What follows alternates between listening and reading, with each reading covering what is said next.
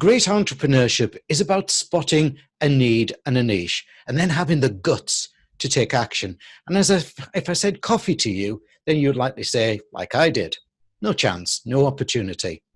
But the founders of Halo Coffee are about to prove you wrong, along with their women leadership team.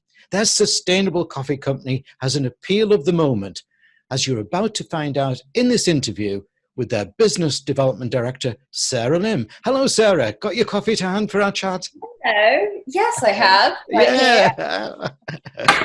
Sarah, let's start with you giving us a brief overview of Halo Coffee and what's so special about what you do.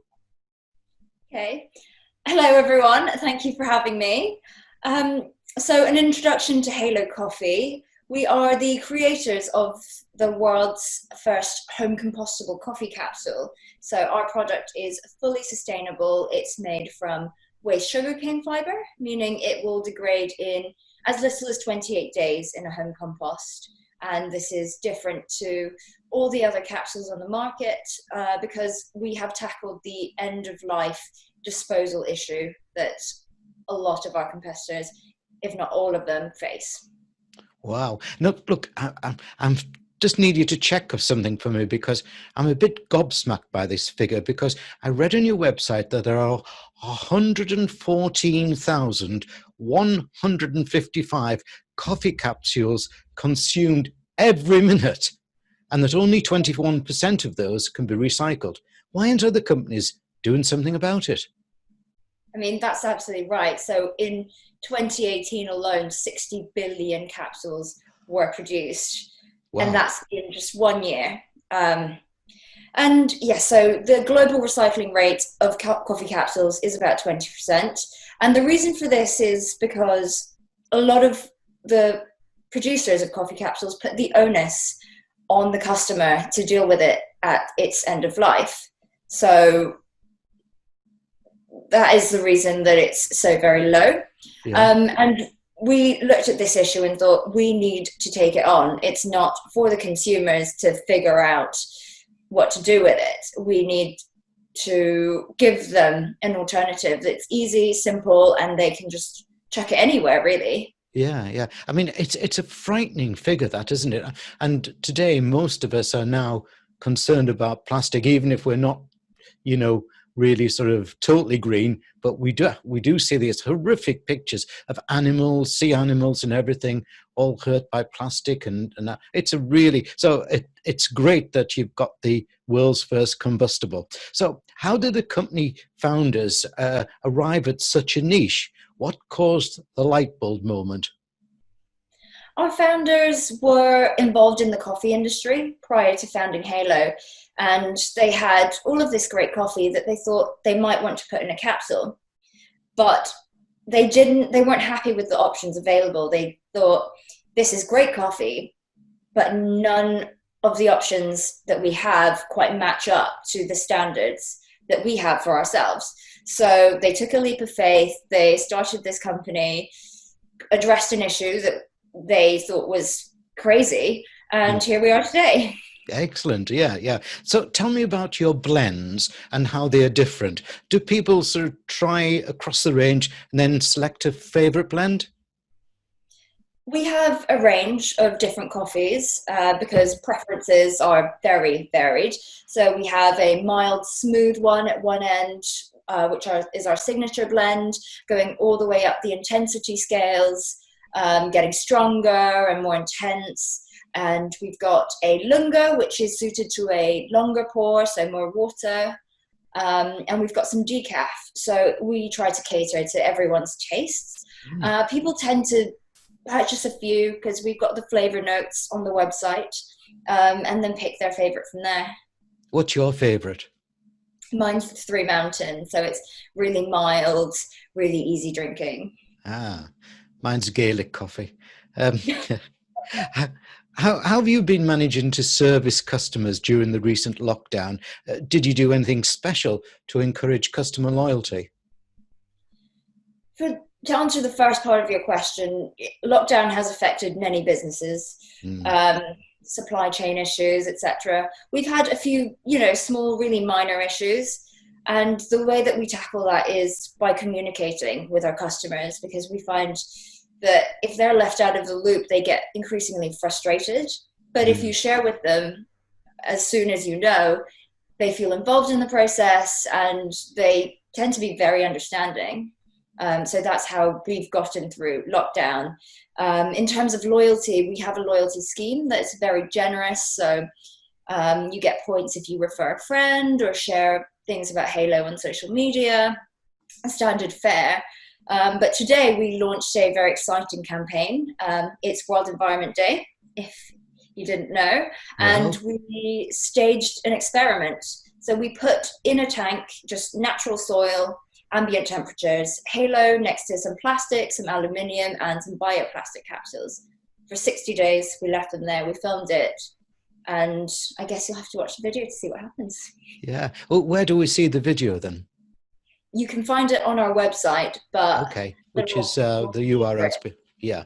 Okay. Yeah, little secret. I think one of them degrades. Excellent. Yeah, I love the URL, by the way. It's really good, isn't it? Yeah. None of that .co's and co. Yeah, coffee. What you're about. Yeah, excellent. Exactly.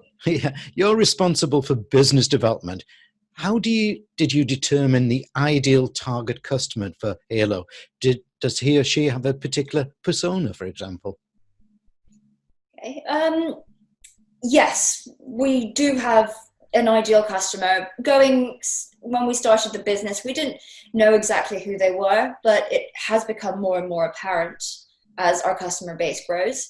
And this person is someone who's passionate about quality products, about the environment, about what they put in their bodies. And I guess that is what ties them all together. So, we have got parents, we've got young people who are trying to save the world, we've got other people who just want to drink really good coffee, but the thing that ties them together is the passion. Yeah, right. Okay. Starting a niche business in a highly competitive market is not easy. What's been the key challenges that Halo's overcome? I think the main challenge that we've had has been miscommunication in the market and a lot of greenwashing. So we have customers and potential customers emailing us, not really understanding what certain terms mean, how our pod is different, why they should be purchasing something that's home compostable as opposed to industrially compostable or recyclable, what the impacts are, because there are a lot of words that have been thrown around, like biodegradable, that kind of covers everything. Everything is biodegradable. So terms like that have been quite problematic for us. Yeah, I can understand that. However, I suggest to you that it's only just recently that the world and everybody's becoming, I say general people becoming aware of the dangers of plastic and, the long-term problems of it, isn't it? What do you mean in your marketing strapline, the world's best coffees in a way that's best for the world? So this strapline, the world's best coffees, refers to the quality of coffee that we put in our capsules. So we only use specialty grade coffee, which is scored on the Specialty Coffee Association grading scale. It has to meet a minimum of 80 out of 100, which equates to about 3% of global yield. Wow. That meets this quality standard. And in a way that's best for the world means, packaged in the best, most sustainable way possible. And this is different to what other coffee producers have done previously, because historically coffee capsules were packed cheaply with cheap coffee and they're just sort of as a convenience product.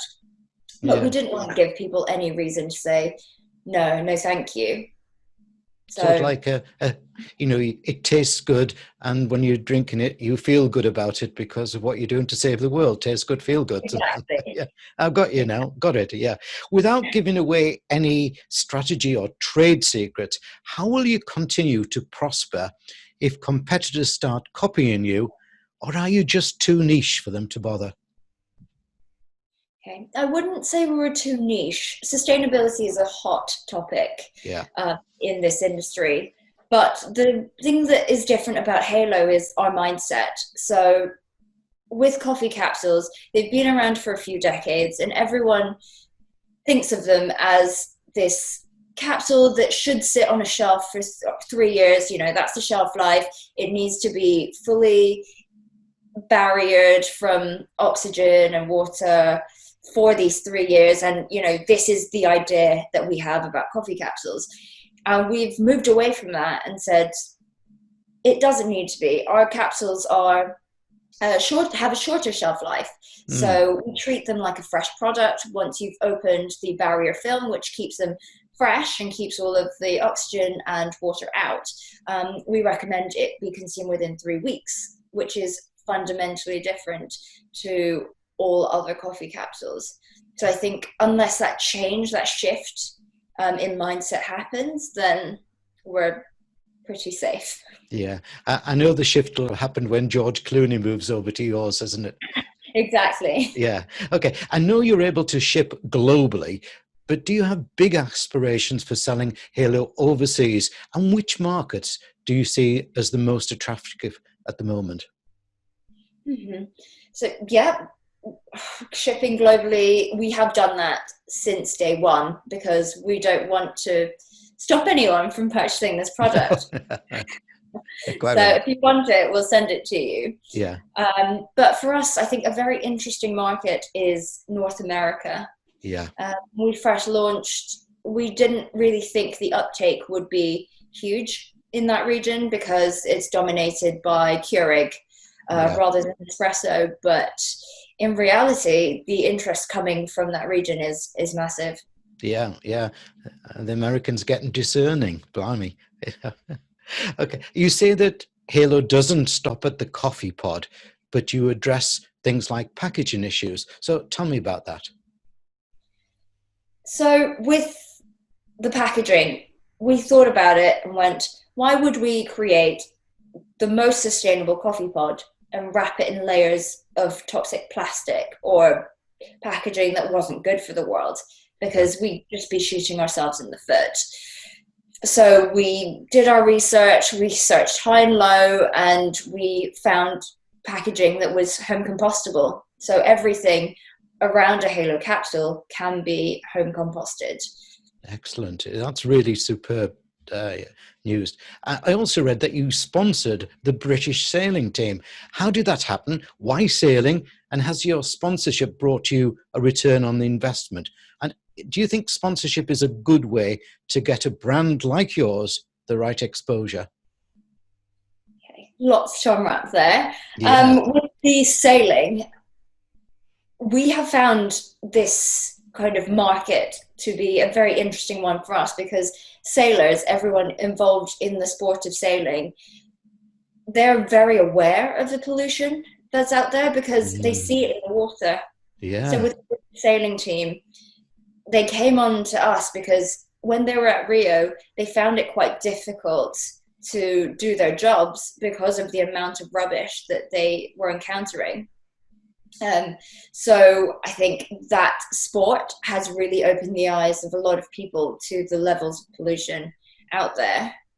And the sponsorship has been really useful for us because it's opened our brand up to people who are aware and might be interested in a solution like Halo. So I think for us, it's been a really useful investment. Excellent, yeah, and I applaud you because anybody that helps UK teams win, and we're great at sailing, aren't we? We are. Yeah, thank you. That's thanks to Halo, Exactly. Yeah, no, I'm intrigued about the future for Halo. You say you're always seeking opportunities for collaboration, and especially in education. What do you mean by that? So with the education bit, as I mentioned before, there's a lot of misinformation in the market. And that is why we think we have to position ourselves as the educator because there are so many voices and we don't know who to listen to. So we want to be the ones to give consumers the information to make their own choices, informed choices, and just tell them the truth. Right. So that is the reason for that positioning. And collaboration, because we are a small voice right now. Yeah. So anyone else who has the same mission as us, who believes in this cause, we are happy to work with, because Excellent. Yeah. more voices are better than one. Yeah. I hope many of our hospitality and hotel viewers are listening to you as well there. Finally, Sarah, it's genie in the lamp time or fairy godmother, whichever you want to go to, because I'm going to give you 3 wishes. You have 3 wishes for the future of the planet. What do you wish for? Ooh, a tough one. So first of all, I think for people to consider their actions when making a purchase. Think about the impacts of what you're buying. Is there an alternative? What are the consequences? And the same for if you're going to go somewhere. Do you cycle? Do you run? Do you drive your car? I think just take that moment to consider your actions. The second thing would be, coming out of this pandemic, I would hope that we take the green route to recovery, because it's a great opportunity now to rebuild in a sustainable way. And I'm hoping that governments all over the world will seize this opportunity. Lastly, I think with everything that's happened so far this year, just for everyone to be kinder to each other. Yeah, I agree with the last one. I've got it on my gate. Be smile and be kind. Sarah Exactly. Lim of Halo Coffee, I have thoroughly enjoyed my chat with you. I just think what you're about at Halo is brilliant. Not only great coffee tasting, but saving the world. And just re-point out there that great URL, halo.coffee. Thank you very much indeed for your time today. Thank you.